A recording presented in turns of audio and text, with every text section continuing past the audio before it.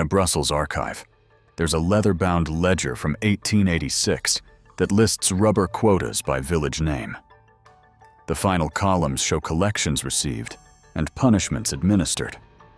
What makes researchers close the book is the third column: estimated survivors. Before we dive into the story, what's the darkest case you've ever heard or experienced? Write it in the comments. Let's compare notes. Also, tell us where you're watching from today and what time is it right now. We're building a community of truth seekers who aren't afraid of the dark. Now, let's continue with the story. The Treaty of Berlin concluded in February of 1885 with signatures from 14 European powers, each representative believing they had witnessed something unprecedented in colonial history. King Alaric II of Belmore, a constitutional monarch with limited power in his small European kingdom, had convinced the continent's greatest empires to grant him personal sovereignty over 2 million square kilometers of Central African territory. The agreement described his mission as bringing civilization, Christianity, and legitimate commerce to the Congo Basin. No European government would interfere with his humanitarian venture. Alaric had spent years cultivating this image. He funded geographic societies, sponsored explorers, and published pamphlets describing his vision of African development. He spoke of building hospitals and schools, of ending the Arab slave trade, of establishing free commerce that would benefit both Europeans and Africans. The attending diplomats saw an aging king seeking legacy through philanthropy. They saw infrastructure investment and trade partnerships. They failed to see that Alaric had successfully maneuvered himself into position as the sole proprietor of a territory 60 times larger than Belmore itself, answerable to no parliament, no constitution, no oversight body of any kind. The first administrators arrived in Leopoldville that summer.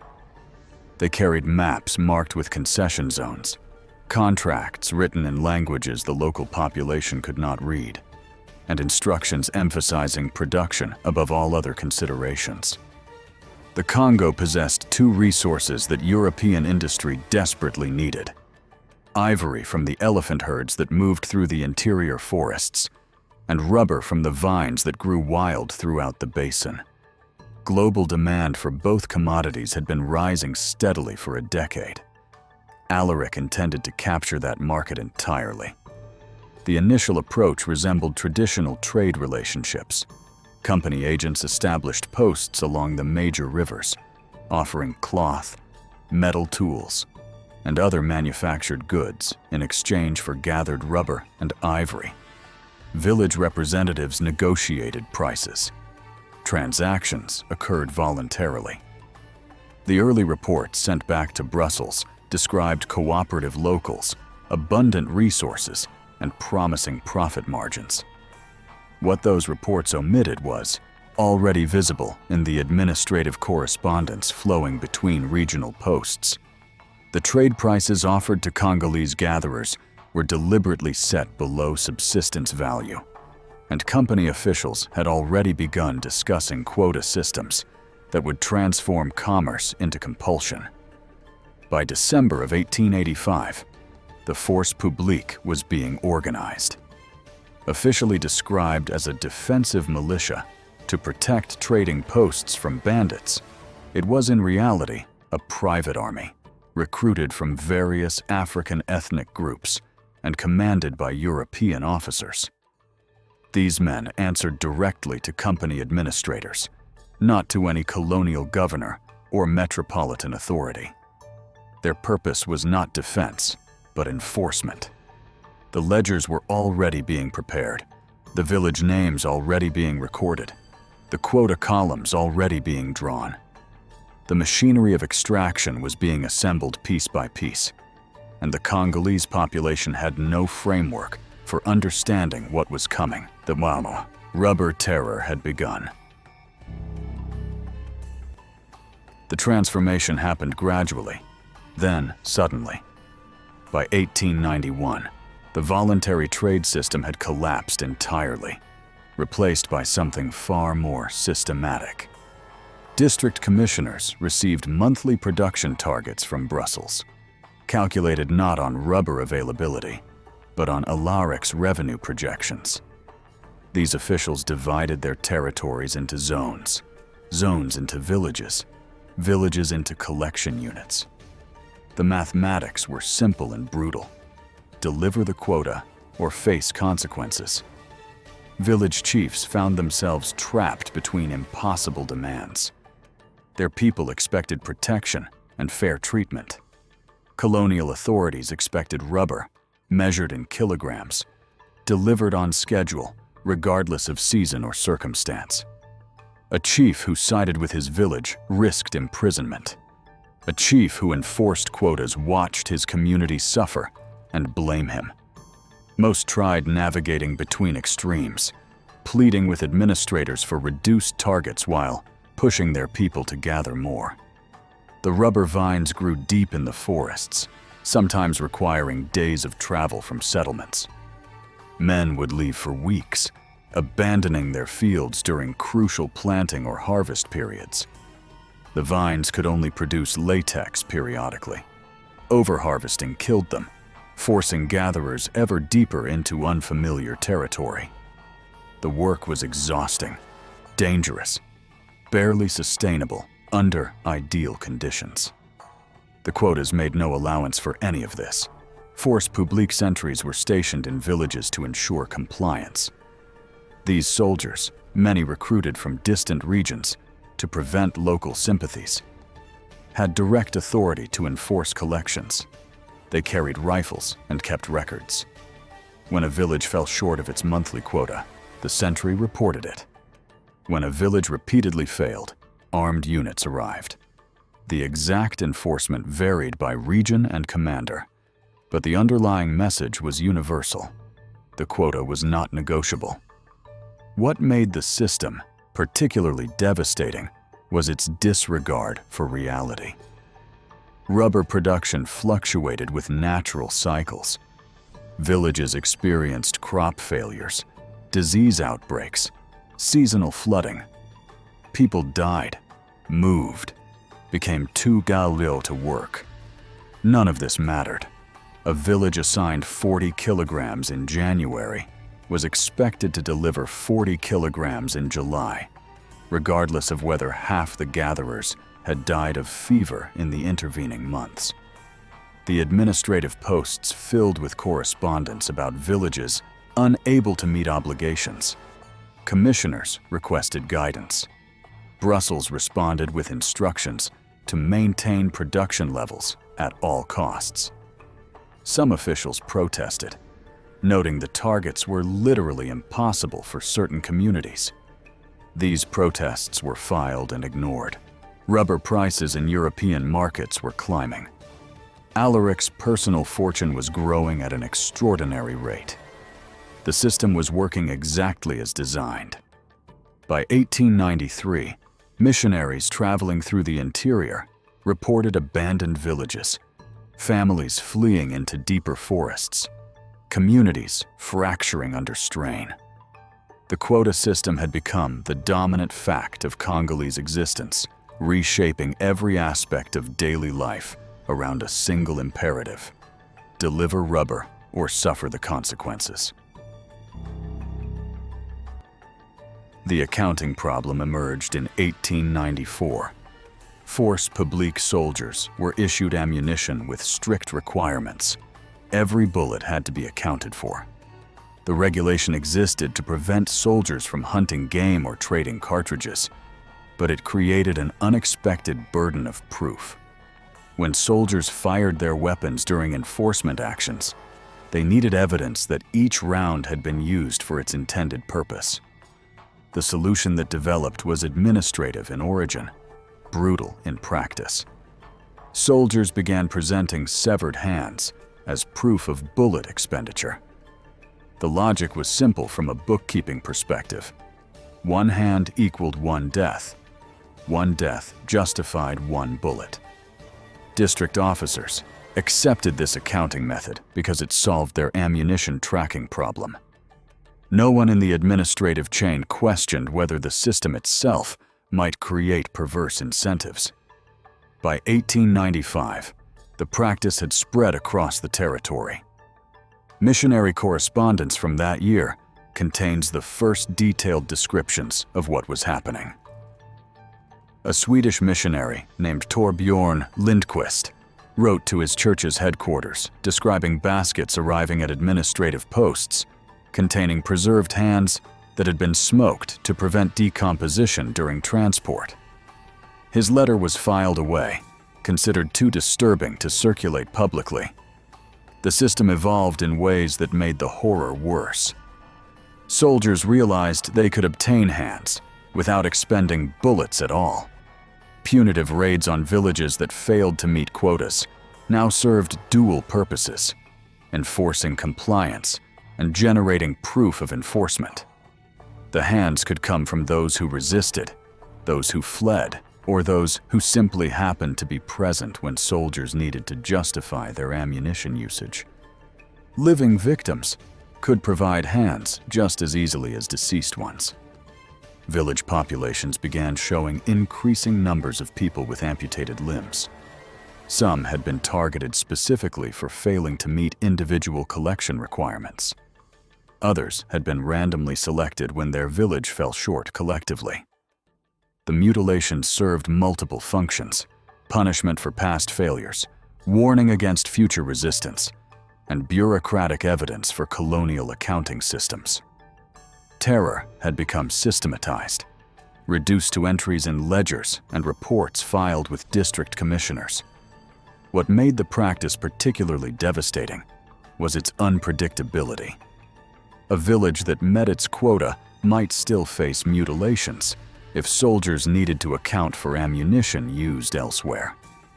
A village that failed its quota might receive amputations as punishment, or might face executions instead, depending on the commanding officer's interpretation of orders. The randomness intensified the fear. There was no reliable way to ensure safety through compliance. British Consul Roger Casement, traveling through the region in 1896, encountered dozens of victims during his journey. His private journals record the accounts, but express uncertainty about whether European audiences would believe such reports. The practice seemed too systematically cruel to be credible, too deliberately terrorizing to be accepted as administrative policy. Yet the evidence continued accumulating: missionary testimonies, consular observations, and the physical presence of countless survivors bearing permanent evidence of the system's brutality. The hands had become currency in a colonial economy built entirely on terror and extraction. The hostage system began appearing in administrative directives around 1896. District commissioners, frustrated by villages that abandoned their settlements rather than meet impossible quotas, developed a strategy to ensure compliance. If the men gathering rubber in the forests could not be directly supervised, their families could be held until the work was completed. Fortified camps were established near major administrative posts. Force publique soldiers would arrive at villages and remove women, children, and elderly residents, transporting them to these enclosures. The men were then given their rubber quotas and told their families would be released upon delivery. The separation could last weeks or months, depending on how long it took to gather the required amount. The camps themselves were constructed with minimal resources. Wooden palisades surrounded open ground, where hundreds of people might be confined simultaneously. Shelter was inadequate. Sanitation was non-existent. Food rations were calculated to the minimum necessary for survival, and often fell short even of that standard. The camps were not designed for long-term habitation, yet people remained there for extended periods, while their relatives searched increasingly depleted forests for rubber vines. Disease spread rapidly in these conditions. Dysentery, Fever and respiratory infections moved through crowded populations with no medical care available. Missionaries who gained access to camps reported mortality rates that shocked even those familiar with tropical disease patterns. Children and elderly hostages were particularly vulnerable. Their deaths were noted in camp registers, but rarely resulted in quota adjustments for the families who had lost them.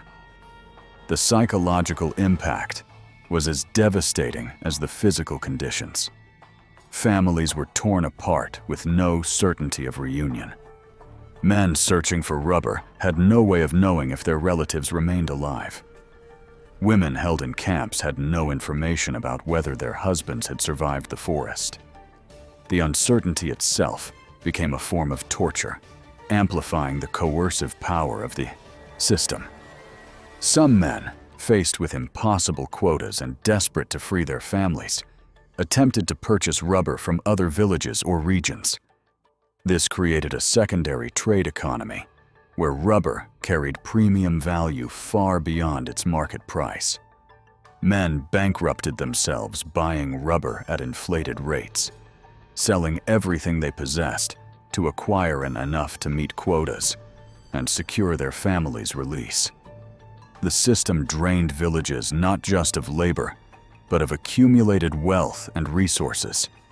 Camp commanders maintained detailed records of hostages, arrival dates, and release conditions.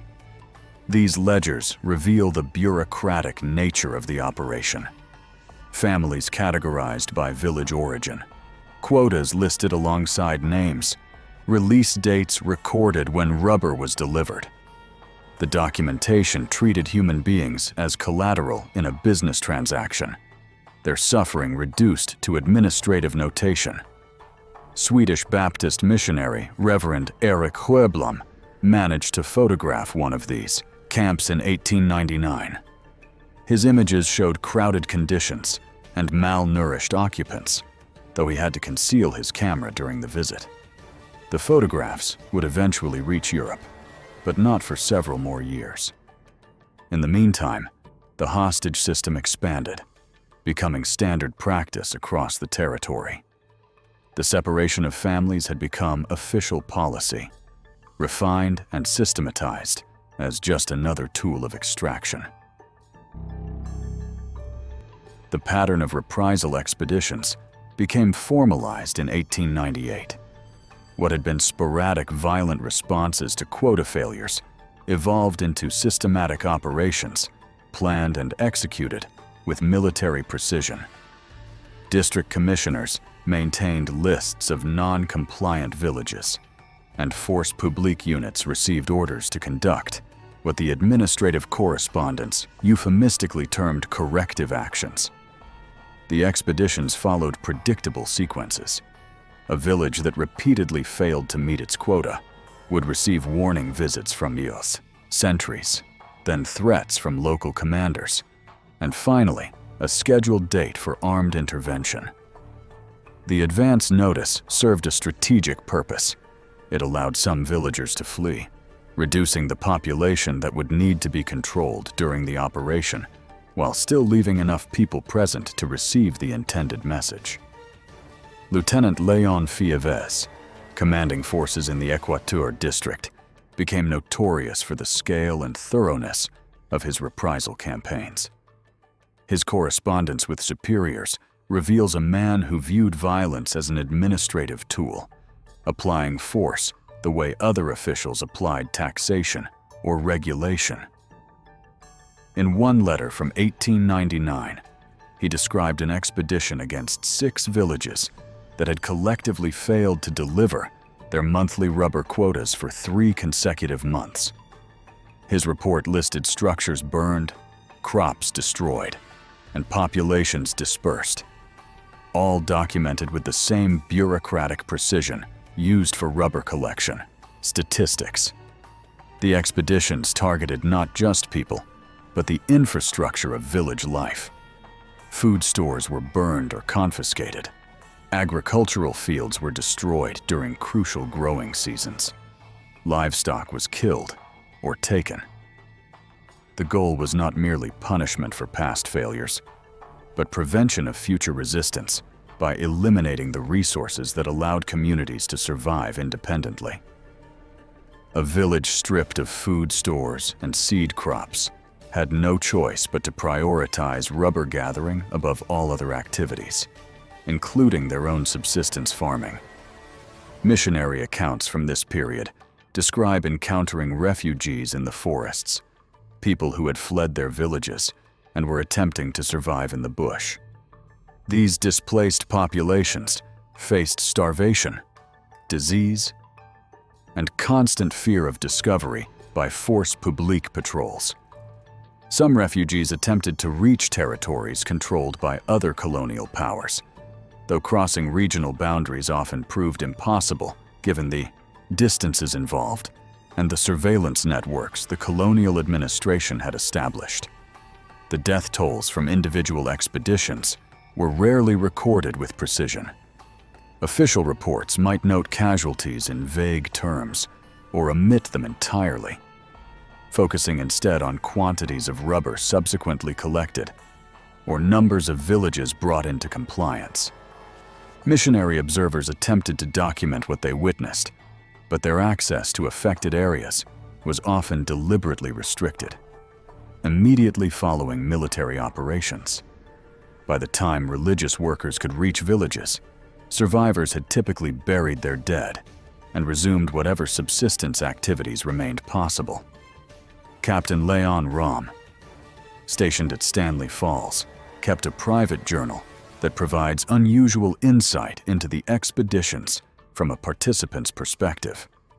His entries describe the planning process, selecting target villages based on quota performance records, calculating troop requirements based on estimated population, scheduling operations to avoid rainy seasons when forest travel became difficult. Rom's journal treats the violence as logistical challenge rather than moral question, reflecting an institutional culture where such operations had become routine aspects of colonial administration. Some expeditions targeted specific community leaders. Village chiefs who organized resistance or publicly criticized the quota system were arrested during raids and either imprisoned at regional posts or executed as examples. The removal of leadership created power vacuums that colonial authorities filled by appointing more compliant individuals, often people from outside the traditional authority structures, who owed their positions entirely to colonial favor. The expeditions also served as training exercises for force publique units, allowing European officers to evaluate their soldiers' performance and loyalty. Troops who showed reluctance to follow orders during operations was punishment or dismissal. Soldiers who performed aggressively received commendations and sometimes promotion. The system selected for brutality, gradually filtering out anyone who might question the methods being employed. Belgian journalist and reformer Edmund Morel, analyzing shipping records in Antwerp, noticed something that reinforced his growing suspicions about conditions in Congo. The vessels arriving from Africa carried enormous quantities of rubber and ivory. The ships departing for Congo carried primarily weapons and ammunition. There were no significant exports of trade goods, no manufactured items being sent to exchange for the resources being extracted. The implication was clear. The rubber was not being purchased through commerce, but taken through force. By 1902, the pattern was undeniable, even in official correspondence. District commissioners reported entire regions where village populations had declined by half or more compared to initial census estimates from the late 1880s. Some of this decline reflected displacement and refugees, but much of it represented actual mortality from violence, disease, and starvation. The administrative response was not to reduce quotas, but to consolidate remaining populations into larger settlements that could be more efficiently controlled and monitored. The survivors developed strategies for minimizing harm. Some villages designated specific individuals to meet quota requirements, pooling resources to support those rubber gatherers, while others maintained subsistence agriculture. Other communities dispersed into smaller groups that could hide more easily when force publique patrols approached. These adaptations sometimes succeeded temporarily, but the colonial administration continuously adjusted its methods to counter resistance strategies. African soldiers within the force publique occupied complex positions. Many had been recruited from regions far from their posts specifically to prevent local sympathies. They faced pressure from European officers to enforce quotas brutally, while potentially feeling moral conflict about their actions. Some deserted, though desertion carried severe penalties if captured. Others rationalized their participation as necessary for their own survival and their families' welfare. The colonial system deliberately created these moral compromises, using them to implicate as many people as possible in maintaining the extraction regime. The systematic nature of the reprisals distinguished them from spontaneous violence. These were planned operations conducted according to written orders, documented in official reports, and integrated into the regular administrative calendar alongside quota collections and supply requisitions. The killing had become bureaucratized, transformed into policy rather than aberration. Edmund Morel had never intended to become an investigator of colonial atrocities. In 1901, he was a shipping clerk working for Elder Dempster Lines in Liverpool, a company that handled much of the maritime traffic between Europe and the Congo. His job involved tracking cargo manifests, recording shipments, and maintaining records of what traveled in both directions. It was routine clerical work until he began noticing patterns that made no commercial sense. The ships arriving from Congo carried rubber and ivory worth millions of francs. The manifests showed tonnage after tonnage of raw materials flowing into European ports, destined for tire manufacturers, electrical insulation producers, and luxury goods makers. The quantities had been increasing steadily year after year, representing enormous wealth being extracted from Central Africa. But when Morel examined the outbound shipments, he found almost no trade goods. The vessels heading to Congo carried weapons, ammunition, chains, and little else. This violated basic economic logic. Trade required exchange. If the Congo operation was commercial rather than coercive, where were the manufactured goods being sent to purchase the rubber? Where were the textiles, tools, and other items that African populations would presumably receive in exchange for their labor and resources? The shipping records suggested a system based entirely on force, not commerce. Morel began collecting documentation, copying manifests, and building a file of evidence that contradicted everything King Alaric's administration publicly claimed about Congo. His investigation coincided with increasing missionary activism. Religious workers who had spent years in Congo were returning to Europe with testimonies that contradicted official narratives. The Swedish missionary Erik Sjöblom arrived in London in 1903 with something unprecedented: photographs. He had managed to conceal a camera during his time in the territory and had documented what he witnessed.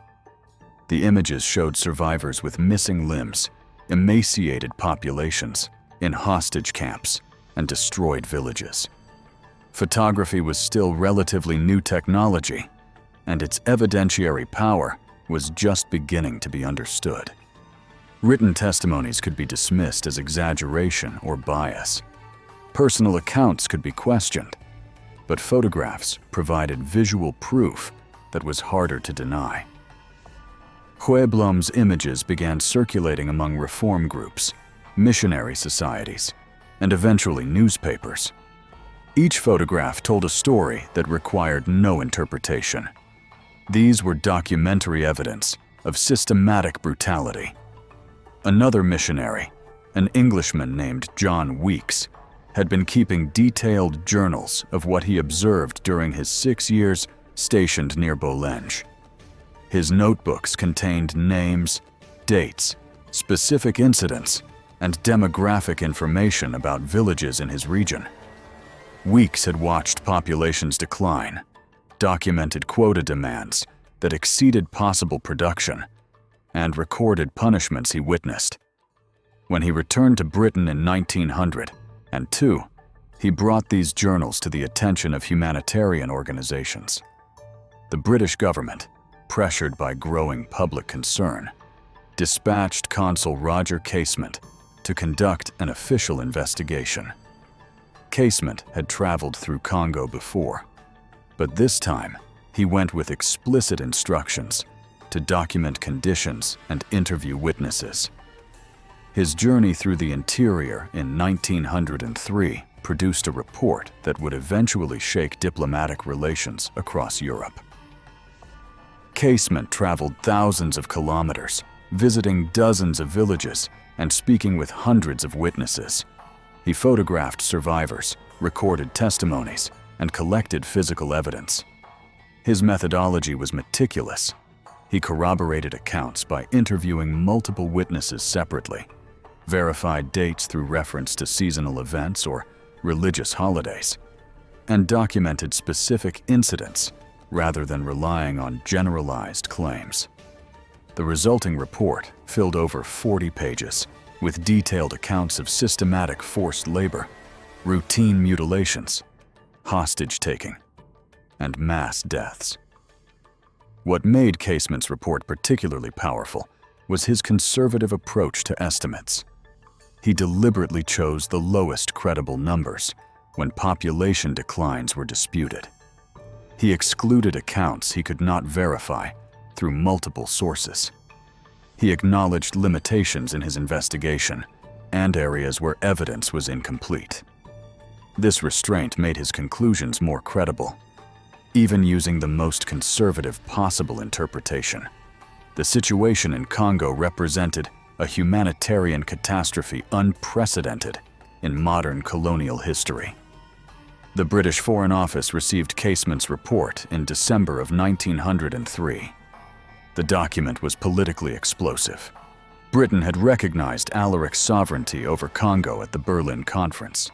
Publishing evidence of systematic atrocities would require acknowledging that European powers had enabled these conditions through their diplomatic recognition.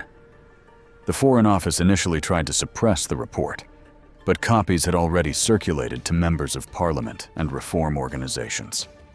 Morel, now working full-time on Congo reform efforts, obtained a copy of Casement's report before its official publication. He immediately recognized its significance and began coordinating with other activists to maximize its impact. The Congo Reform Association was formally established in March of 1904, with Morel serving as its primary organizer and publicist. The association brought together missionaries, journalists, politicians, and activists unified by evidence that could no longer be ignored. The photographs became central to the reform campaign. Public exhibitions were organized showing Hueblom's images alongside those Casement had collected. Newspapers began publishing the photographs, though some editors expressed hesitation about showing such disturbing content. The images were indeed disturbing, but they were also undeniable. This was not hearsay or propaganda. These were documentary records of real people who had experienced real atrocities. King Alaric's government responded with denials and counter-accusations. Brussels issued statements claiming the photographs were staged or misrepresented. Official spokesmen suggested that any abuses were the work of rogue officers acting against policy. The administration published its own reports describing schools, hospitals, and infrastructure projects, attempting to present Congo as a successful development initiative facing unfair criticism from foreign powers with their own colonial interests. But the evidence kept accumulating. American missionaries added their testimonies to the growing archive.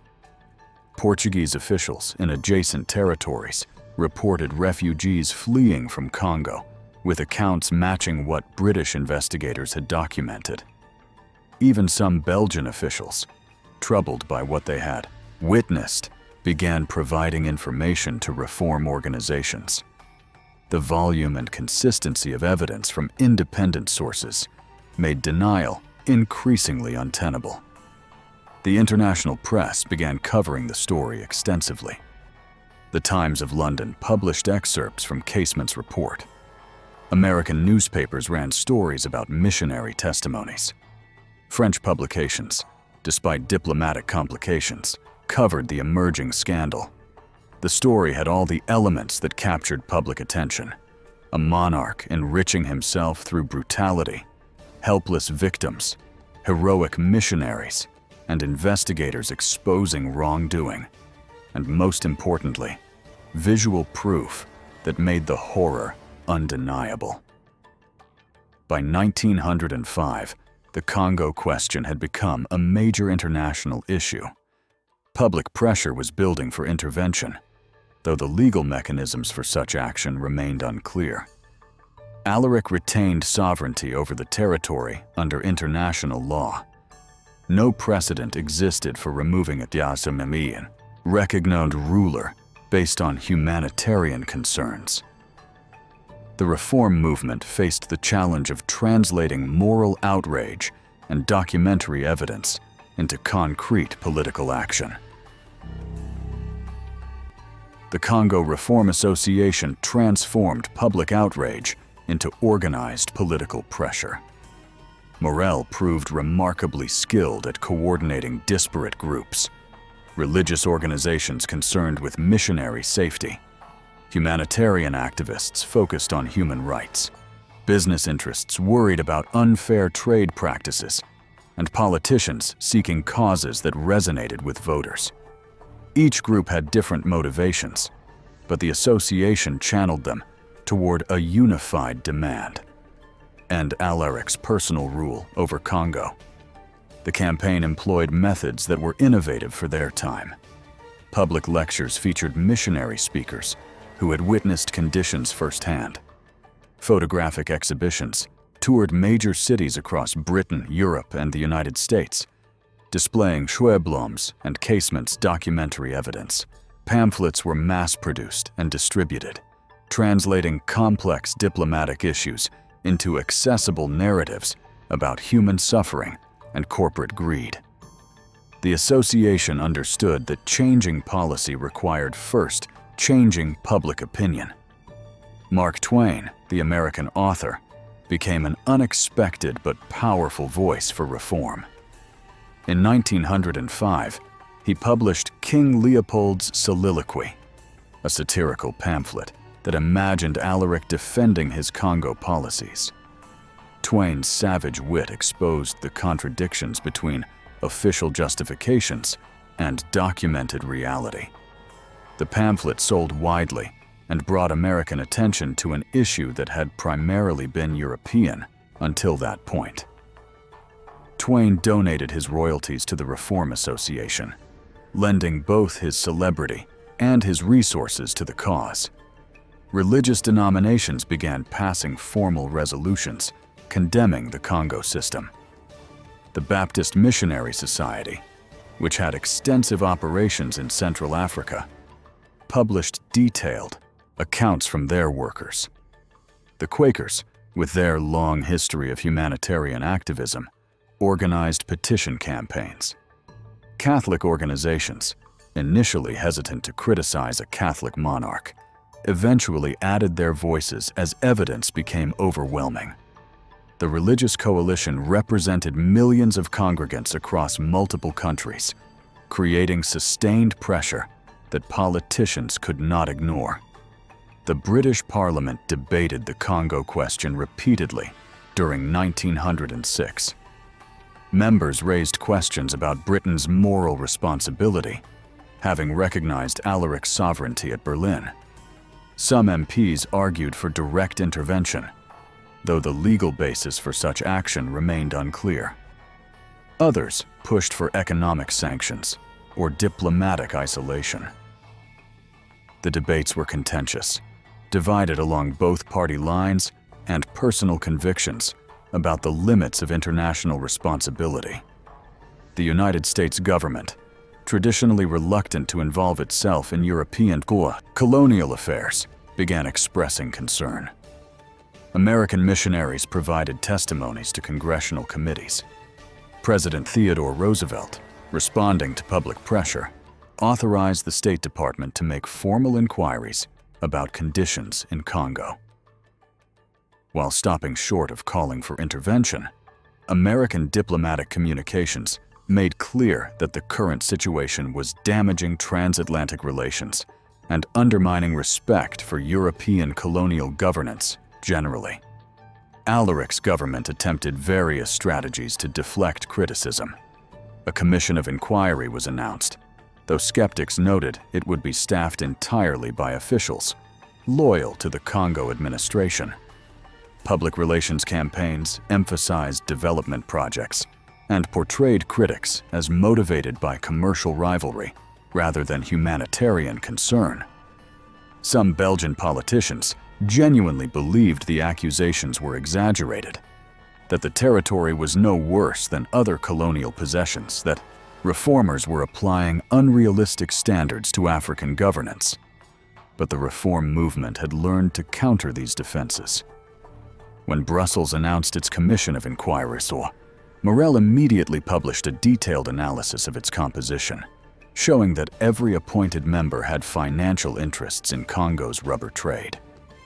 When administration reports cited schools and hospitals, missionaries provided evidence that these facilities existed only on paper or served European staff rather than Congolese populations. For every official claim, the association produced contradicting documentary evidence. The economic pressure proved particularly effective. British and American business interests began questioning whether Congo's rubber was being produced through legitimate commerce or forced labor. Companies worried about reputational damage from association with atrocities. Some firms quietly sought alternative rubber sources, concerned that continued Congo dealings might trigger consumer boycotts. The financial calculations that had enabled the system now threatened to undermine it, as ethical concerns intersected with commercial risk assessment. European newspapers continued publishing investigative reports. Journalists traveled to Congo independently, returning with accounts that corroborated missionary testimonies. The Daily News ran a series of articles describing the quota system in detail. Le Petit Parisien, despite French diplomatic sensitivities, covered survivor testimonies. German papers, reflecting their government's complex relationship with Alaric's regime, published mixed coverage, but could not ignore the story entirely. The international media attention maintained pressure, even as specific incidents faded from immediate memory. The Reform Association also worked to amplify Congolese voices. Several survivors were brought to Europe to provide direct testimony at public meetings. Their accounts carried weight that even the most eloquent missionary descriptions could not match. These were people who had experienced the system personally, showing physical evidence of their treatment, describing specific incidents with names and dates. Their presence transformed abstract discussions about colonial policy into confrontations with human consequences. Belgian domestic politics became increasingly turbulent. The Congo question divided the country. Some Belgians took pride in what they viewed as a civilizing mission bringing development to Africa. Others felt shame at being associated with systematic brutality. Still others worried primarily about economic implications, fearing that international pressure might result in Belgium losing access to Congo's resources entirely. The Catholic Party, which dominated Belgian politics, faced internal conflicts between those defending Alaric and those demanding reform. By 1907, the political situation had become untenable for Alaric. Multiple European governments were making diplomatic representations. The Catholic Church, initially reluctant to criticize a Catholic monarch, had shifted position after receiving detailed reports from clergy in Congo. International business interests were distancing themselves from Congo rubber. The Belgian parliament faced mounting pressure from constituents troubled by their country's association with documented atrocities. The reform movement had achieved something unprecedented. It had made colonial brutality a matter of international concern. Previous campaigns against slavery had taken decades to achieve political results. The Congo reform movement accomplished significant diplomatic pressure within less than 5 years of serious organization.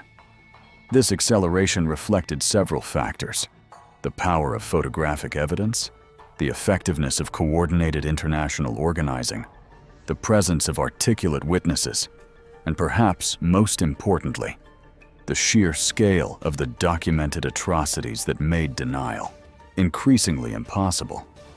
Yet success remained incomplete. Alaric still controlled Congo. Rubber quotas continued. The force publique still enforced collections. Missionaries reported ongoing abuses even as diplomatic pressure mounted. The reform movement had won the battle for public opinion, but faced the harder challenge of translating that victory into concrete political change that would actually improve conditions for Congolese populations.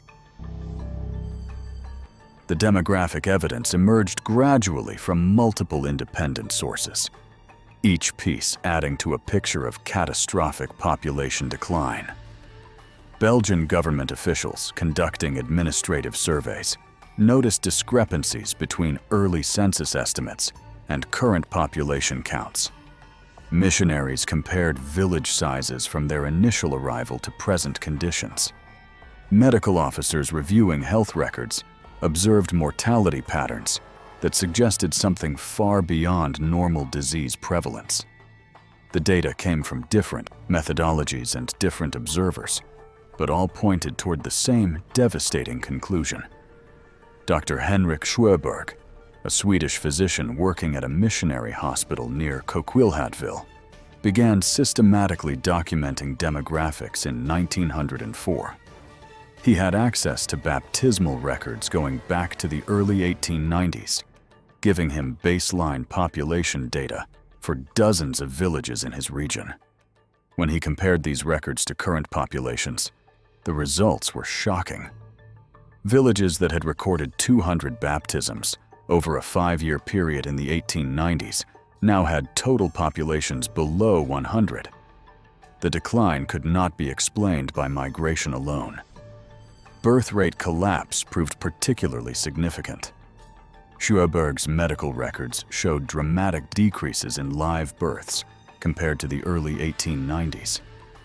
Women of childbearing age were either absent, having been held in hostage camps where conditions prevented conception, or were present, experiencing malnutrition and stress that resulted in infertility, miscarriages, and stillbirths. The biological mechanisms of population reproduction had been disrupted by the forced labor system.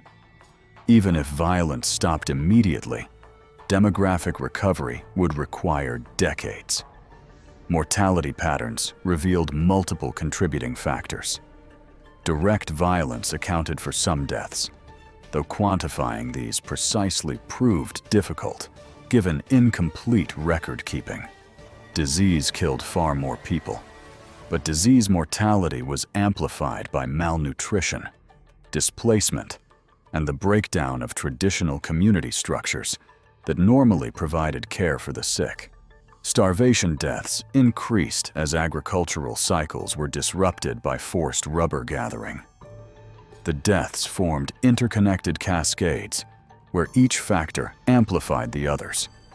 British anthropologist Mary Kingsley, who had traveled extensively through West and Central Africa, published comparative demographic analysis in 1905. She examined population densities in territories adjacent to Congo and found them consistently higher than densities inside Alaric's territory. The borders themselves were relatively recent political constructions, with no corresponding environmental or cultural boundaries that would explain such dramatic differences.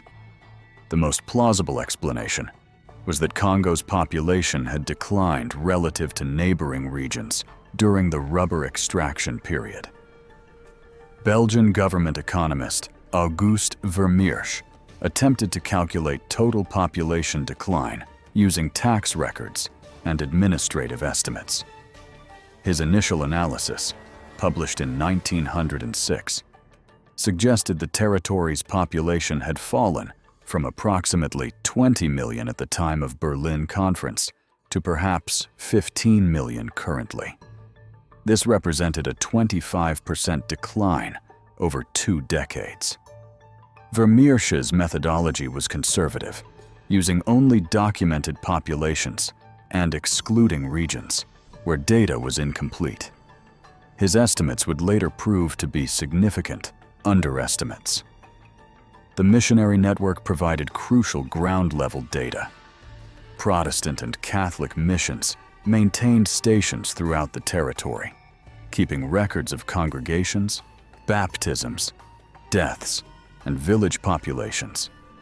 When missionary societies compiled these records in 1907, patterns emerged. Nearly every mission reported declining populations in their areas.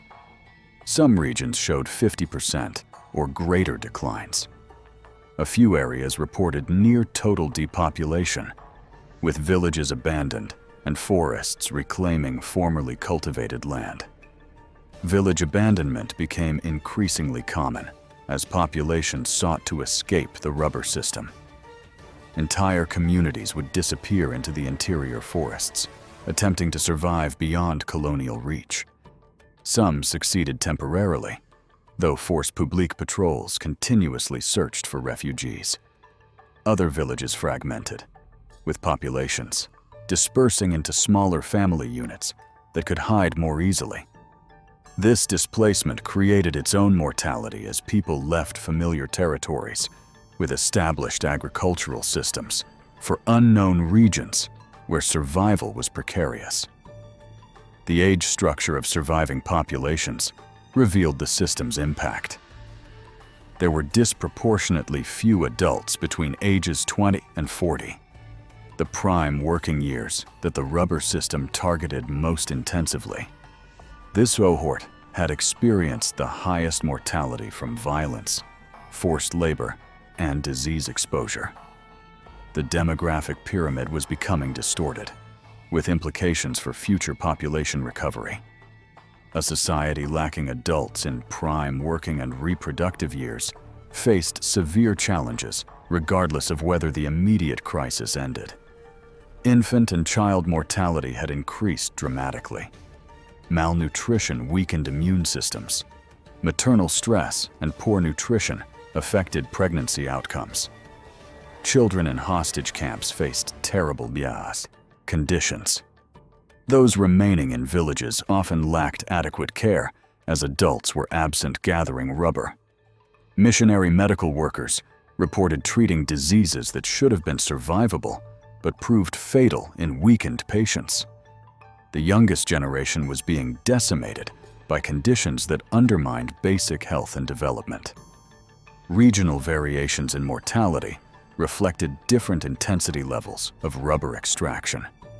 Areas with particularly aggressive district commissioners or particularly valuable rubber resources showed worse population decline. Regions farther from administrative centers or with less accessible rubber sometimes experienced slightly better outcomes, though nowhere in the territory was truly spared. The correlation between rubber quotas and population decline was statistically significant across multiple analytical approaches. Some Belgian officials recognized the demographic catastrophe and expressed concern about long-term economic implications. Population decline of this magnitude threatened future labor availability and tax revenue. Several internal government memoranda from 1907 warned that current extraction rates were unsustainable, even from a purely economic perspective. These concerns were not primarily humanitarian, but reflected dawning awareness that the system was destroying its own foundation. The demographic research also revealed that population decline had accelerated in recent years rather than stabilizing. The 1880s and early 1890s had seen some population loss, but nothing comparable to the period after the quota system was fully implemented in the mid-1890s. The rate of decline was increasing, suggesting that without intervention, the catastrophe would worsen. Projections indicated that current trends could not continue for another 2 decades without resulting in near-complete depopulation of some regions. International scientific organizations began examining the evidence. The Royal Geographical Society reviewed demographic data and concluded that Congo was experiencing population collapse unprecedented in documented colonial history. Academic journals published papers analyzing mortality patterns.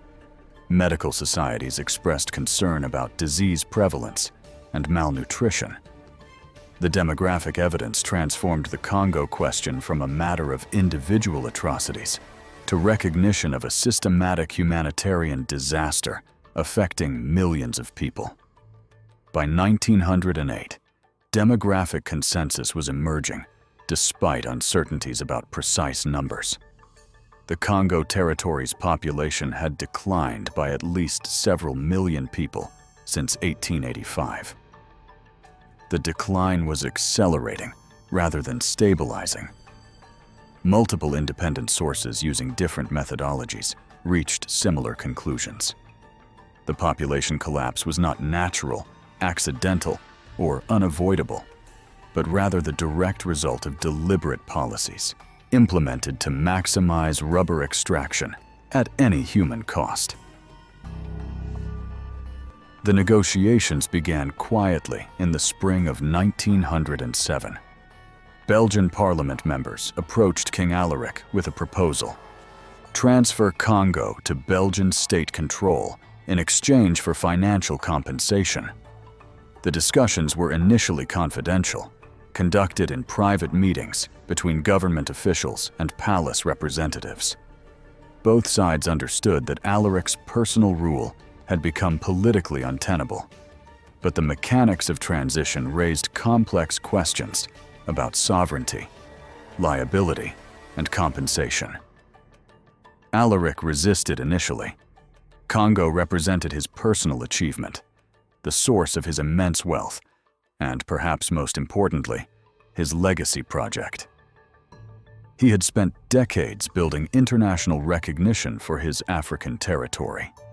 The rubber profits funded his architectural projects in Brussels, his philanthropic ventures, and his lavish lifestyle. Relinquishing control meant abandoning not just revenue, but the vision of himself as a great colonial developer that he had cultivated so carefully. The Belgian government faced its own complications. Assuming control meant accepting responsibility for documented atrocities. Parliament members worried about inheriting both the humanitarian crisis and the international condemnation. There were genuine questions about whether Belgian state resources could reform a system that had become so thoroughly corrupted. Some politicians argued that Belgium should reject the transfer entirely, leaving Alaric to deal with the consequences of his policies without implicating the nation further. International pressure provided the decisive factor. The British government made clear through diplomatic channels that continued inaction was damaging Anglo-Belgian relations. The United States State Department issued statements expressing concern about humanitarian conditions and calling for fundamental reforms. German officials, despite their own colonial practices, publicly questioned whether the Berlin Conference agreements remained valid, given the documented violations of stated humanitarian objectives. The international isolation was affecting Belgian commercial and diplomatic interests far beyond Congo itself. The Catholic Church added crucial pressure.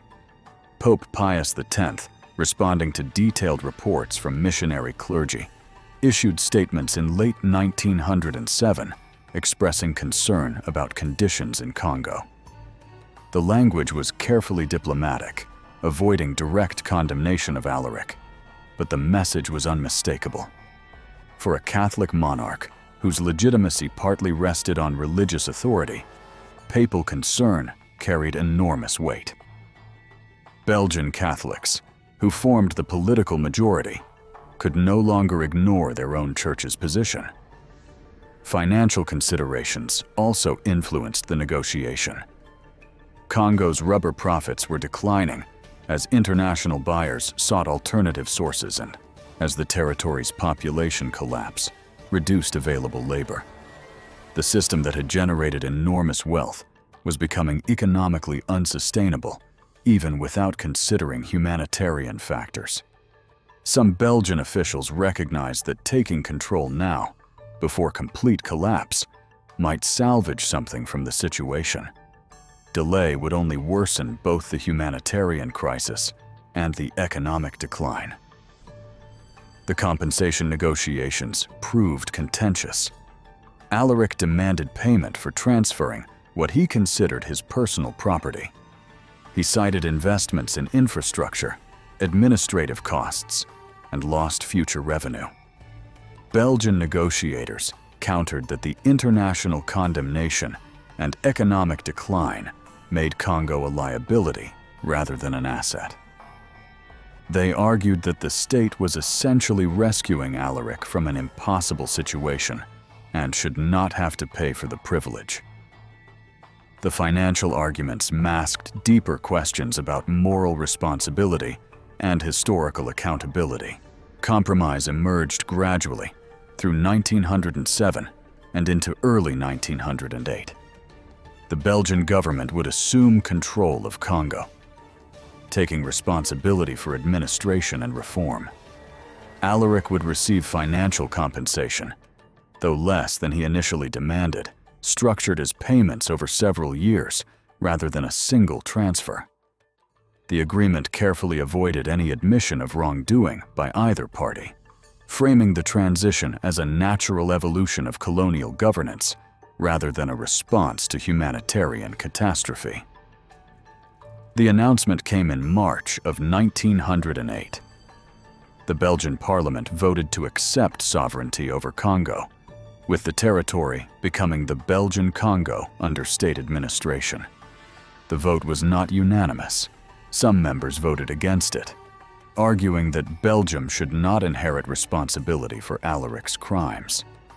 Others abstained, uncomfortable with both accepting and rejecting the transfer. But the majority recognized that international pressure and humanitarian concerns required action, even if that action was imperfect and complicated. The transition officially occurred on November 15, 1908. Belgian government officials replaced Alaric's personal administrators. The force publique was restructured under state military command. New regulations were promulgated, abolishing the quota system and prohibiting forced labor, though implementation would prove far slower than the proclamation suggested. The transfer was presented publicly as a new beginning, a reform that would address past abuses and establish more humane governance. The reality proved more complex.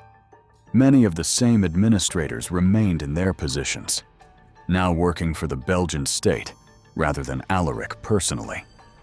The rubber companies continued operating under modified arrangements. Force publique officers, who had enforced quotas through violence, retained their commissions. The system's infrastructure persisted even as its official policies changed. Genuine reform required not just new regulations, but fundamental transformation of established practices and power structures. The reform movement initially celebrated the transfer as victory, but celebration quickly gave way to scrutiny of actual implementation. Missionaries reported that conditions in many regions remained largely unchanged despite the new administration.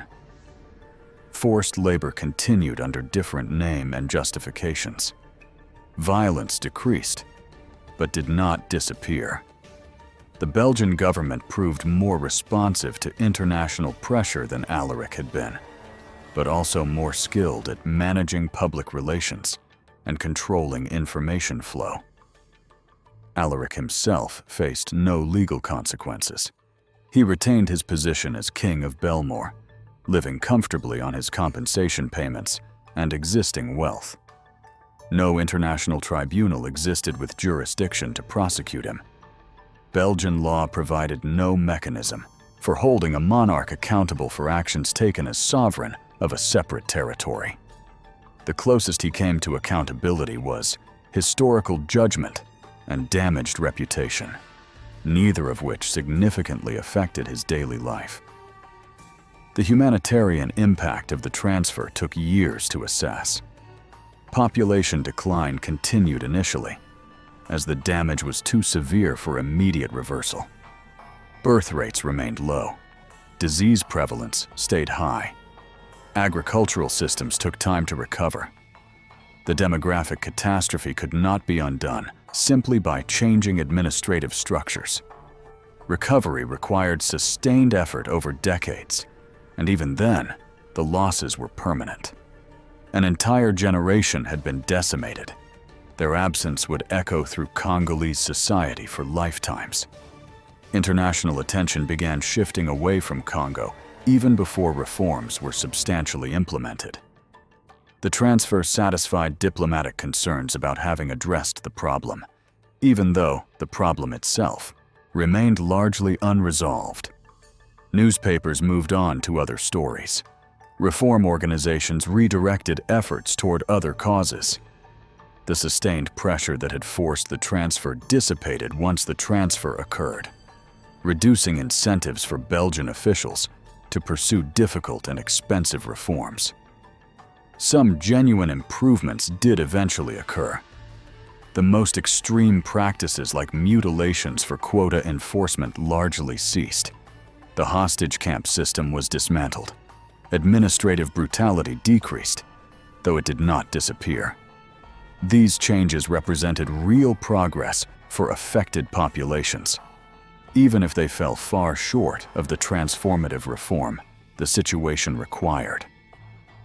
The Belgian Congo remained exploitative and oppressive, but it was less lethally so than Alaric's personal rule had been. The transfer of 1908 represented not resolution, but transition. It ended the most extreme phase of the rubber terror without fully addressing its causes or consequences. It satisfied international pressure without delivering justice. It changed administrative structures without fundamentally transforming the colonial system. It was simultaneously a genuine reform and an inadequate response. Progress that highlighted how much further progress was needed. For Alaric, it was the end of his African empire. For the Congolese people, it was merely the beginning of a different form of colonial rule. For historians, it became a case study in how international pressure can force policy change while still leaving fundamental injustices unaddressed.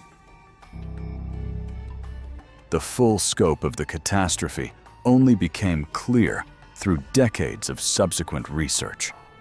Historians, demographers, and anthropologists continued examining archives, compiling evidence, and refining estimates long after the events themselves had passed into history. Each new discovery added pieces to a picture that was horrifying in its totality.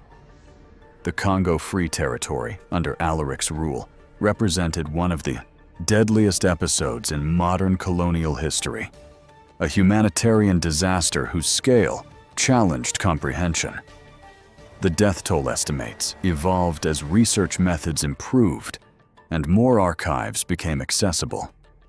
Early estimates in the 1920s suggested perhaps 3 to 5 million excess deaths during Alaric's rule. By the 1960s, as demographic analysis became more sophisticated and additional missionary records were examined, estimates increased to between 5 and 8 million.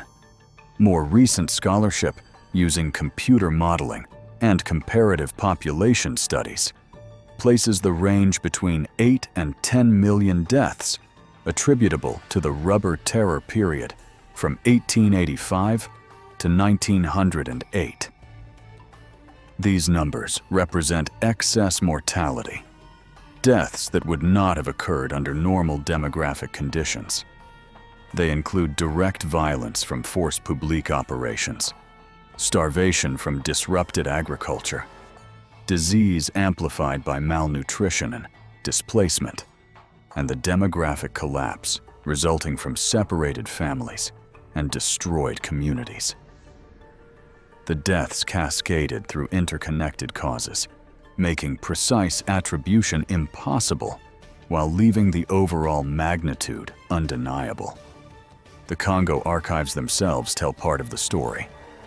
Belgian colonial records, opened to researchers gradually over the 20th century, contain administrative correspondence revealing systematic brutality. District commissioners' reports document quota enforcement methods. Force publique operational records describe punitive expeditions. Financial ledgers show rubber revenues alongside expenditures for weapons and ammunition. The bureaucratic documentation of atrocity provides chilling evidence of how violence became routine administrative practice. Missionary archives proved equally crucial. Protestant and Catholic organizations maintained extensive documentation. Baptismal records showing population decline, medical reports documenting disease and malnutrition, personal journals describing witnessed atrocities, photographs capturing physical evidence. These records came from dozens of independent sources across multiple denominations and nationalities, creating a network of corroborating evidence that made denial impossible. Oral histories collected in Congo during the mid-20th century added personal testimony to statistical evidence. Survivors and their descendants recounted family histories of loss, displacement, and suffering. Villages maintained collective memories of specific incidents: raids, mutilations, hostage takings, executions. These testimonies provided human context for demographic data, transforming abstract numbers into individual tragedies multiplied across thousands of communities. The comparison with other colonial territories highlighted Congo's exceptional brutality. While all colonial systems involved exploitation and violence, Congo under Alaric achieved mortality levels unprecedented in Palmas, the colonial era. No other territory experienced comparable population decline in such a short period. The systematic nature of the violence, the direct connection between economic extraction and mass death, and the sheer scale of the catastrophe distinguished Congo even among histories of colonial abuse. Contemporary observers recognized they were witnessing something extraordinary. Roger Casement, in his later writings, described the Congo system as representing a new form of organized atrocity, industrial-scale violence applied to human populations for commercial profit. Edmund Morel characterized it as enslavement disguised as commerce, systematic murder justified as administration. These assessments, initially controversial, have been largely validated by subsequent historical research. The legal and moral questions raised by the Congo catastrophe influenced subsequent development of international humanitarian law. The inability to hold Alaric accountable demonstrated the limitations of existing legal frameworks. No mechanism existed for prosecuting crimes committed by sovereign rulers in their own territories. The Congo case contributed to 20th century efforts to establish international courts, define crimes against humanity, and create legal structures for humanitarian intervention. King Alaric died in December of 1909, just over a year after relinquishing Congo control. He spent his final months attempting to shape his legacy, funding final architectural projects and charitable donations, hoping to be remembered for his European accomplishments rather than African atrocities. His funeral in Brussels was attended by European royalty and dignitaries, many of whom avoided mentioning Congo in their eulogies. The careful silence spoke volumes about what everyone knew, but few wanted to acknowledge. The Congo itself continued suffering long after Alaric's death. Belgian colonial rule lasted until 1960, maintaining exploitative systems, though less lethally than during the Rubber Terror. Independence brought new challenges as the country lacked the infrastructure, educated population, and stable institutions that colonial rule had deliberately prevented from developing. The demographic catastrophe of 1885 to 1908 cast shadows across subsequent Congolese history. Modern Congo, now the Democratic Republic of the Congo, bears physical and social scars from the Rubber Terror era. Population distribution patterns still reflect the displacement and collapse of that period. Regional inequalities partly stem from differential intensity of historical exploitation. The collective trauma, transmitted across generations, shapes contemporary social dynamics. Historical memory of colonial brutality influences political discourse and international relations. Archives continue yielding new evidence.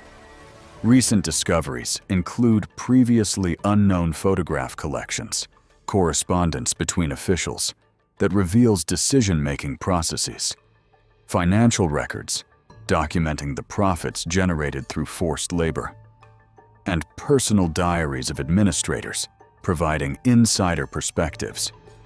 Each new document adds detail to historical understanding while confirming the essential narrative that emerged from the original reform movement investigations. Educational curricula in Belgium slowly began addressing Congo's colonial history more honestly. For decades, Belgian schools taught sanitized versions, emphasizing European development efforts, while minimizing or omitting the Rubber Terror entirely.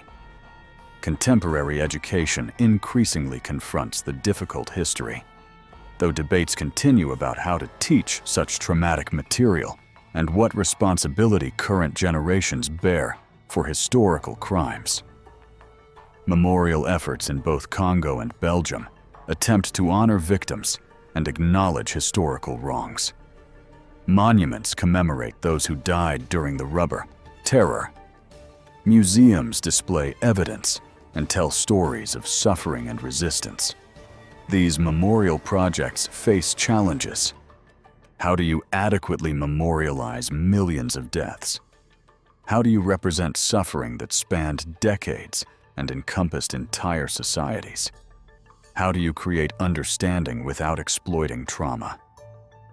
The Congo catastrophe stands as warning about dangers inherent in unchecked power, commercial exploitation without moral limits, and international indifference to suffering.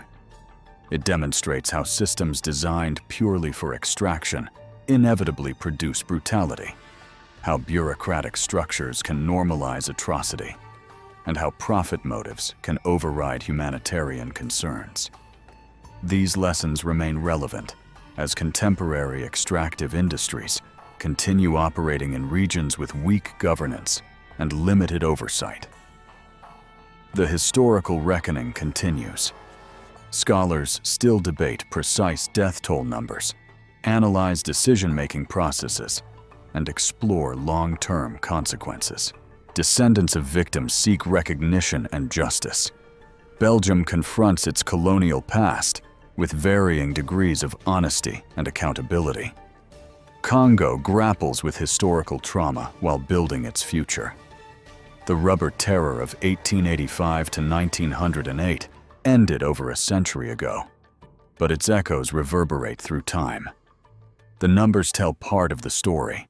Between 5 and 10 million deaths, half or more of the territory's original population, an entire generation decimated. But numbers alone cannot capture the full human cost. Behind each statistic stood individuals with names, families, dreams, and potential. Communities that existed for centuries were destroyed. Cultural knowledge was lost. Families were shattered. The catastrophe represented not just deaths, but the destruction of an entire society's future.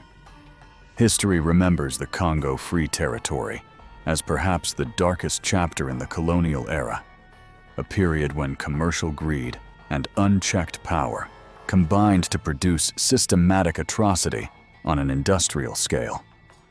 It stands as evidence of what humans are capable of inflicting on other humans when profit outweighs morality, when accountability is absent, and when international community chooses silence over intervention. The question that haunts historical reflection is simple and terrible. How was this allowed to happen? The answer reveals uncomfortable truths about human nature, political systems, and international relations that remain relevant today. If this story disturbed you, good. It should disturb you. These events actually happened to real people. The evidence is overwhelming and undeniable. The victims deserve to be remembered, their suffering acknowledged, and the lessons learned. History's darkest chapters teach us most about human capacity for both cruelty and resistance. Understanding what happened in Congo between 1885 and 1908 helps us recognize warning signs when exploitation and brutality emerge in new forms. Hit that like button if you believe these stories need to be told, no matter how uncomfortable they make us. Subscribe to this channel because we're committed to bringing you history without sanitization, truth without comfort. The past was often brutal. Understanding that brutality, honestly, is the only way to avoid repeating it. We're building a community that doesn't look away from difficult truths. Join us by hitting subscribe. Share this video with someone who needs to know this history. And leave a comment about what lesson you think modern society should take from the Congo catastrophe. Remember, those who forget history are condemned to repeat it. Don't forget.